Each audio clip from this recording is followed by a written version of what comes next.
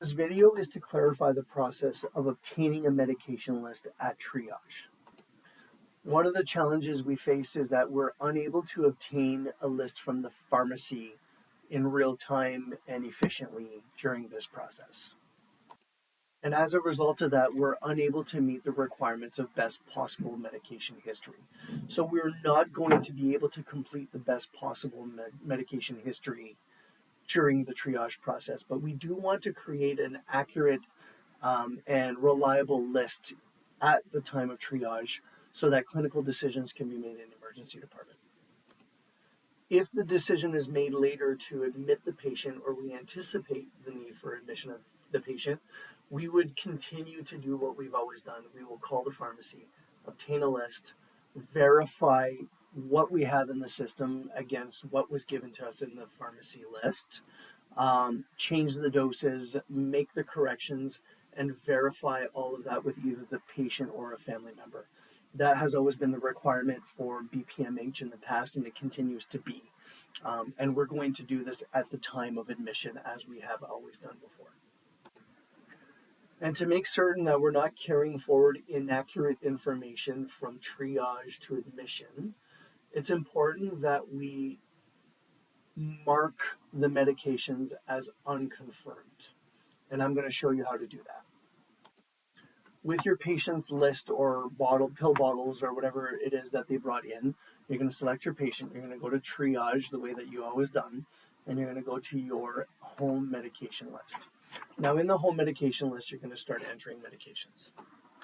Once you've entered what you believe to be the most accurate dose and frequency of the medication, we do want to address whether or not the patient has taken the medication recently.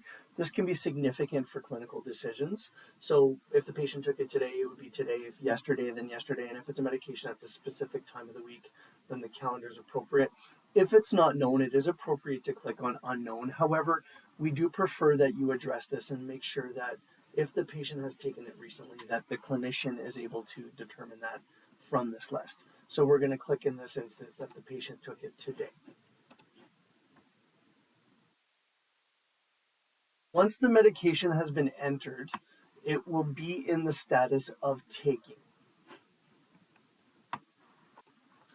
However, because we have no way of confirming whether or not the accuracy of that dose and that frequency, and whether or not that patient is even taking this medication or should be taking that medication, there's no way for us to confirm that at this point at triage. So what we want to do is we want to unconfirm that medication so that at a later point, it will be evident that it needs BPMH performed, which is your best possible medication history.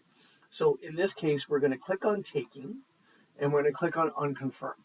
That is going to now put that medication in the status of being questionable, which is why there would be a question mark there. It could be accurate or it could not be accurate, but we want to make sure that at the time of admission, we're going to verify that, and then we can confirm whether or not the patient is in fact taking that medication.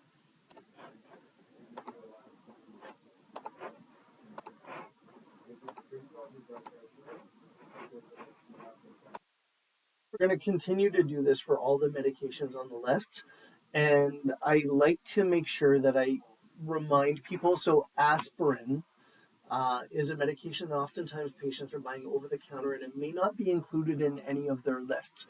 So if the patient has anything that is cardiac related on their medication list, or if the patient, even if you suspect for any reason that the patient would probably be likely taking an aspirin, it's very important that we clarify with them, and we ask them, as aspirin can have an effect on some of the procedures that they have later on. So we do want to ask them if they're taking aspirin. Also, things that are not included on the list sometimes are going to be your puffers, your patches, creams, and eye drops. Insulins oftentimes don't show up on certain lists. So these are all things that we want to make sure that we ask the patient about while we're obtaining this list, and make sure again that you get as accurate information as you possibly can, and whether or not they have taken it during that time frame. And again, unconfirming that medication so that it can be vetted later on. Once you're satisfied with your list, you will need to have at least one source of the medication. Oftentimes, it'll be the medication containers. It can also be the patient. It can be more than one source. However, there's still a requirement to get a list from the pharmacy to have a accurate and reliable BPMH. So this is not going to be considered BPMH at this point.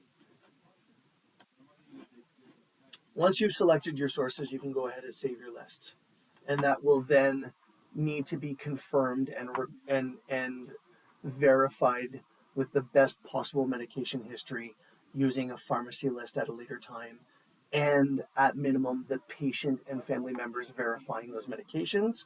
Other reliable lists might be the repatriation lists or a recent list from the pharmacy. You always want to make sure that you're verifying the whether that list is up to date and whether it's a good, reliable source.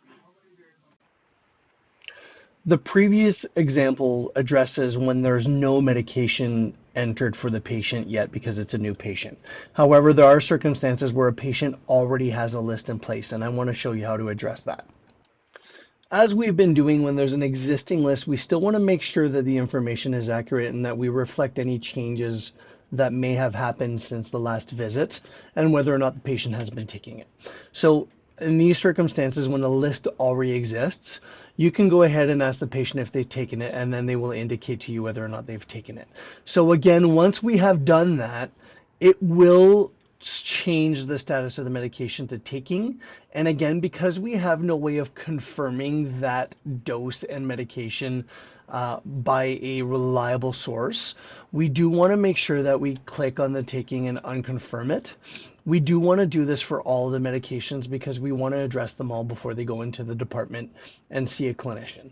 So we're going to go ahead and take the information from the patient, whether or not they have taken the medication, and when they have last taken it, and then we will go ahead and unconfirm that medication as we go through, and whether or not that patient has taken that medication will be clear to the physician. In some circumstances, you'll be making changes to the medication. So in this particular case, we can say that the patient's actually taking a higher dose of that medication, or maybe even a different frequency.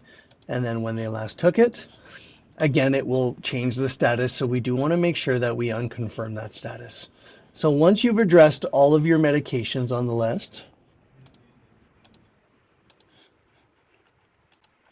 so I've speeded up the process, but all of the medications have been addressed. Oh, I missed one. Here it is. So all of the medications have been addressed. I'm now going to need a source, as is always required. So I'm going to say that the patient has confirmed with me that medication list, and I'm going to go ahead and save. And that's how we're going to deal with a list that's already there. I will acknowledge it. I'll acknowledge that this can be a tedious process. And I want to make sure that it's understood that this is in the best interest of our patients. We do not want medication errors to happen when they go to admission because we didn't take the time to make sure that that medication needed further investigation.